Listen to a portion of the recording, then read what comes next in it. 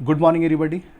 So last day in the algebraic expression, I have discussed about the like term, unlike term and degree of the polynomial. तो आई hope you have understood, ठीक है। लेकिन अगर कोई भी आपको अगर प्रॉब्लम हो डिग्री से रिलेटेड या फिर लाइक टर्म अनलाइक टर्म से, तो जब भी ऑनलाइन क्लासेस होंगे आप बिल्कुल मुझसे पूछ सकते हो, ठीक है। Okay, now today I am going to discuss about the standard form of the polynomial. तो standard form of the polynomial ये जो टॉपिक है, इस टॉपिक को आप तभी समझ पाओगे जब आप डिग्री समझ चुके हैं तब। अगर आप डिग्री जो पार्ट था जो मैंने एक्सप्लेन किया था last day, degree of the polynomial, अगर आप समझ गए हो तो स्टैंडर्ड फॉर्म को समझना बहुत ईजी है, ठीक है। तो मैं आपको बताऊंगा standard form of the polynomial होता क्या है।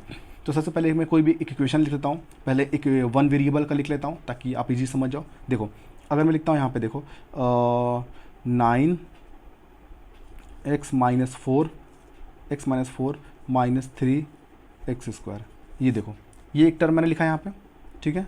ये था 9x-4 और -3x², ठीक है।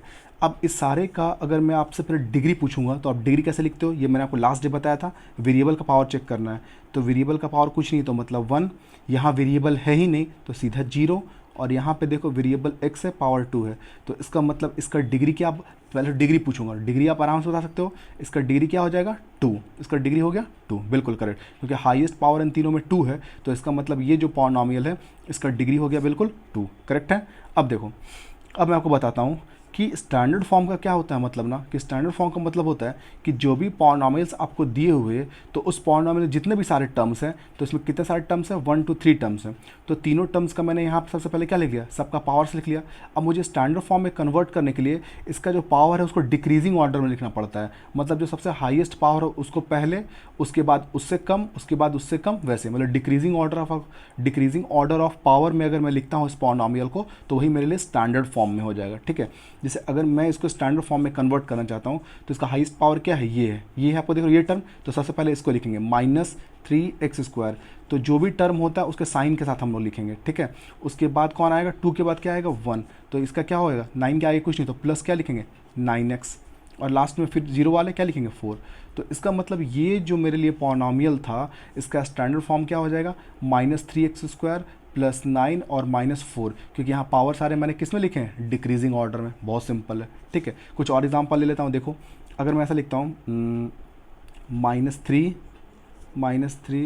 x² -4 -3x, अगर मैं ये लिखता हूँ, ठीक है।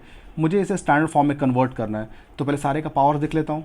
यहाँ पे देखो वेरिएबल क्या प्रेजेंट है, x, पावर कितना है 2 है, यहाँ पे वेरिएबल है नहीं, सीधा पावर 0, यहाँ पे वेरिएबल x है, पावर 1।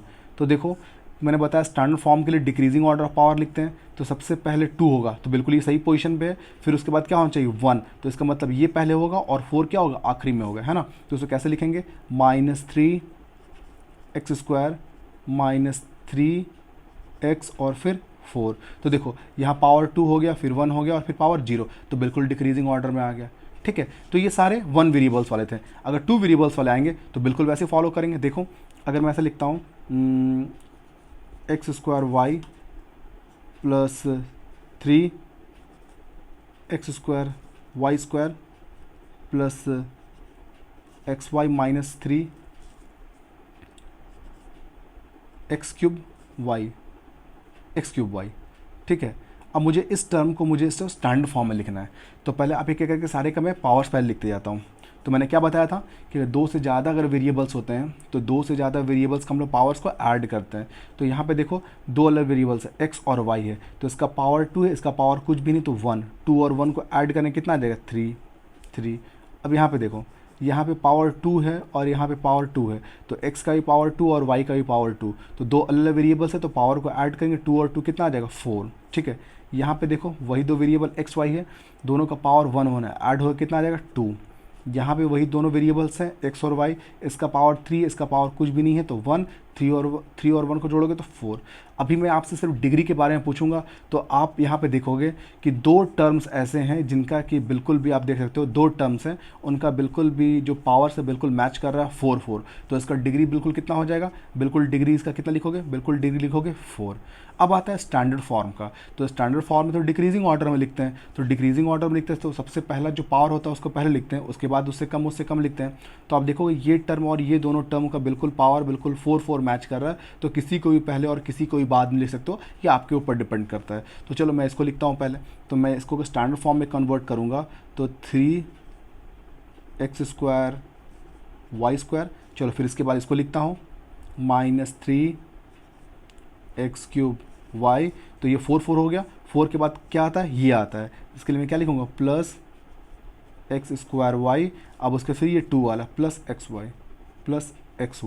तो ये मैंने लिख दिया इसको स्टैंडर्ड फॉर्म में डिक्रीजिंग ऑर्डर पावर। अब चेक कर लो, ये 4 था, ये 4 था, ये 3 है और ये बिल्कुल 2 है। ठीक है, एक एग्जांपल और लेता हूँ। देखो अगर 5xy -3x⁵ + 4x² y² अब +y⁵ ये है।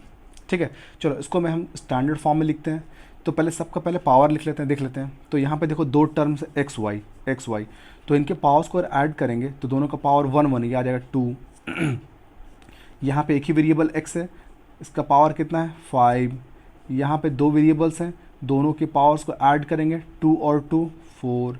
यहाँ पे एक ही वेरिएबल है, पावर 3। तो आप आराम से देख सकते हो सबसे बड़ा पावर कौन सा है 5। तो पहले आप बताओ डिग्री क्या है, बिल्कुल करेक्ट, बिल्कुल आप सही सोच रहे हो, इसका डिग्री क्या है 5। ठीक है, तो डिक्रीजिंग ऑर्डर में लिखना है पावर को, तभी ये स्टैंडर्ड फॉर्म में कन्वर्ट होगा, ना।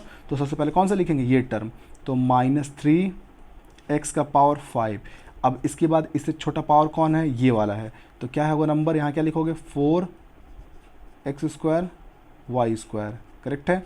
5 का 4, अब क्या आता है 3, तो ये वाला टर्म लिखोगे +y⁵3। ठीक है, प्लस अब इसके बाद कौन सा टर्म होगा, ये वाला टर्म, तो 5xy। तो अब देखो पावर को मैंने डिक्रीजिंग ऑर्डर में लिया, ये बिल्कुल स्टैंडर्ड फॉर्म में। तो स्टैंडर्ड फॉर्म का मतलब आप समझ गए कि जो भी आपके पास जो भी पॉलिनॉमियल्स है, सबका पहले आप पावर्स लिख लो। अगर आप डिग्री लिखना चाहते हो तो डिग्री भी लिख सकते हो, और वो सारे पावर्स को अगर आप डिक्रीजिंग ऑर्डर में आप लिखते हो, है ना, तो वो आपके लिए क्या हो जाएगा, स्टैंडर्ड फॉर्म। अब आता है to generate the algebraic expression. अब ये जो टॉपिक मैं डिस्कस करने वाला हूँ, ये जो टॉपिक है ना, ये बिल्कुल टॉपिक आपको रिलेटेड है वर्ड प्रॉब्लम से। ठीक है ना, वर्ड प्रॉब्लम से। तो ये सब टॉपिक को अगर आप समझना स्टार्ट करते हो तो आपको आगे जाके सीनियर क्लासेस में बहुत ईजी होगा वर्ड प्रॉब्लम को सॉल्व करना। ठीक है, चलो मैं दो क्वेश्चन यहाँ पे एक छोटा सा अलजेब्रिक एक्सप्रेशन जनरेट करने की कोशिश करते हैं। ठीक है, देखो पहला क्या है, Amit age is 5 year more than Sumit age. मतलब यहाँ पे दो अलग अलग बॉयज़ हैं। देखो पहले मैं पहला वाला को बता रहा हूँ कैसे हम लोग जनरेट करते हैं। यहाँ पे दो बॉयज़ है, एक है आपके लिए अमित और दूसरा सुमित है, है ना, दो है। Amit age is 5 year more than Sumit age. अब बोल क्या रहा है यहाँ पे कि दो यहाँ पे बॉयज़ है, अमित और सुमित, और क्या बोल रहा है कि जो अमित का जो एज है, देखो क्या लिखा अमित एज, तो अमित का एज 5 ईयर मोर है। तो मोर मतलब क्या होता है, ज़्यादा। तो मैं क्या करूँगा, +5 करूँगा ना, +5। तो किससे +5, किस में +5, तो क्या बोल रहा है Amit age 5 years more than Sumit age. मतलब सुमित का जो भी एज होगा उसमें अगर मैं 5 ईयर को ऐड कर दूंगा, मतलब जो भी आपका सुमित का एज है, उसमें अगर मैं 5 ईयर ऐड कर दूंगा तभी तो अमित का एज आएगा। क्योंकि यहाँ पे क्लियर क्या लिखा है, देखो Amit age is 5 year more, मतलब अमित का जो एज है वो 5 साल ज़्यादा है, किससे, सुमित का एज से। तो सुमित का जो भी एज है, अगर सुमित के एज में अगर मैं 5 ऐड कर दूंगा तभी तो अमित का एज आएगा, क्योंकि अमित जो है 5 ईयर बड़ा है सुमित एज से। ठीक है ना, तो अगर मैं यहाँ पे सुमित का एज को अगर मान लेता हूँ, लेट इसका एज को अगर मैं x मान लेता हूँ, तो अमित का एज कैसे निकालेंगे। तो अमित का जो एज होगा, आपको पता है अमित का एज जो है वो सुमित से 5 ईयर ज़्यादा है। तो इसका मतलब सुमित का जगह पे क्या लिखेंगे, x लिखेंगे, और 5 ईयर ज़्यादा है। तो ये बिल्कुल आ गया आपको किस में, अलजेब्रिक एक्सप्रेशन में। इसमें देखो सुमित का एज को मैंने क्या मान लिया, x, और क्वेश्चन में क्या बोल रहा है कि अमित का जो एज है वो 5 ईयर ज़्यादा है। तो 5 ईयर प्लस, लेकिन किससे 5 ईयर ज़्यादा है, सुमित का एज से, लिखा है ना सुमित एज। तो यहाँ पे सुमित का एज को x माने थे, तो x प्लस ये क्या हो गया 5, है ना, बहुत ईजी था। अब सेकंड देख लेते हैं इसी में, Amit age is 5 year more than twice the Sumit age. अब फिर से बिल्कुल अमित सुमित आ रहे हैं। ठीक है ना, तो फिर से मैं यहाँ पे लिखता हूँ सुमित, पहले लिख लेता हूँ इस बार सुमित, और यहाँ लिखता हूँ अमित, है ना, दो ये बॉयज़ हैं। तो यहाँ पे क्या बोल रहा है कि अमित का जो एज है इस बार 5 ईयर मोर है, तो इसमें भी 5 ईयर मोर था, लेकिन क्या डिफरेंट है, देखो कि Amit age is 5 year more than twice the Sumit age. अब क्या बोल रहा है कि अमित का एज जो है 5 ईयर ज़्यादा है, लेकिन डायरेक्ट सुमित का एज से नहीं, ट्वाइस ऑफ सुमित एज, मतलब सुमित का एज जो भी होगा ना उसका ट्वाइस करने के बाद अगर 5 ऐड करोगे तो वो अमित का एज निकल जाएगा, है ना। तो इसका मतलब सुमित का एज को अगर मैं यहाँ पे x मानता हूँ तो इसका मतलब अमित का जो एज होगा वो कितना ज़्यादा है, 5 ईयर ज़्यादा है। लेकिन 5 ईयर किससे ज़्यादा है, ट्वाइस द सुमित एज। तो सुमित एज का अगर मैं ट्वाइस करता हूँ, ट्वाइस का मतलब होता है डबल, तो 2 इंटू एक्स आ गया, 2 इंटू एक्स। तो देखो तो बिल्कुल मैच कर रहा है। अब इसको अगर एक साथ में समझता हूँ तो यहाँ पे अमित और सुमित है, तो अगर अमित का एज की बात करेंगे तो ये कितना लिखा हुआ है 2x, और x यहाँ पे क्या है, सुमित का एज। तो सुमित का एज को मैंने यहाँ डबल किया, ट्वाइस किया और 5 ऐड किया, तभी तो जाकर के अमित का एज निकला। तो मैं अमित का एज को क्या बोल सकता हूँ कि अमित एज इज़, ध्यान से सुनो मैं क्या बोल रहा हूँ, ध्यान से सुनना क्या बोल रहा हूँ, ठीक है। अमित का क्या एज है, Amit age is 5 year more than twice the Sumit age. मतलब सुमित का एज को ट्वाइस करके अगर मैं 5 ऐड करता हूँ तो वही किसका एज आ जाएगा, अमित का एज आ जाएगा। अगर सपोज को सुमित का अगर एग्जांपल दिखाता हूँ, देखो इसमें अगर सुमित का एज अगर 5 ईयर है तो अमित का एज कैसे निकलेगा, 2 इंटू एक्स की जगह पे 5 रख दिया ना मैंने और प्लस 5, तो 2 इंटू 5 कितना हो जाएगा 10 और प्लस 5, तो आप ऐड करोगे 10 और 5 कितना हो जाएगा 15। तो अगर सुमित का एज अगर 5 लोगे तो अमित का एज कितना आ गया 15। तो ऐसे करके बिल्कुल हम लोग अलजेब्रिक एक्सप्रेशन फॉर्म करते हैं, ठीक है। जिसका वैल्यू नहीं पता होता है उसके जगह पे हम लोग क्या करते हैं, एक्सपोर्ट करते हैं और फिर आगे जा करके हम लोग बनाते हैं, ठीक है। तो ये था आज मैंने डिस्कस किया स्टैंडर्ड फॉर्म में और to generate the algebraic expression.